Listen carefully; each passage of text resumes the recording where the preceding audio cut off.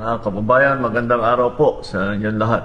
Meron lang po akong update tungkol sa iba't ibang kaso tungkol sa flood control na mga problema sa mga iba't ibang kontrata. Ipapaabot ko po sa inyo na ang 96.5 million na Ghost Flood Project sa Davao Occidental, naglabas na ng warrant of arrest ang korte laban sa 10 pangunahing sangkot dito sa anomalyang ito. Ang mga akusado ay nahaharap sa kasong graft at malversation.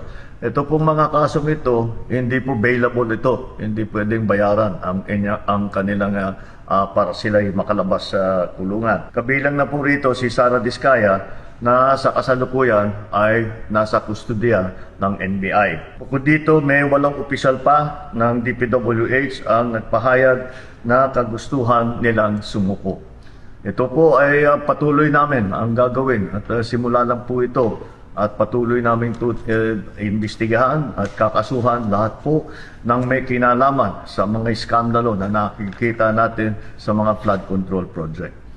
At titiyakin po natin na hindi lamang sila ay makakasuhan, kundi maibalik ang pera ng ating mga binayad ng ating mga kababayan ay ibalik sa kaba ng ating bansa.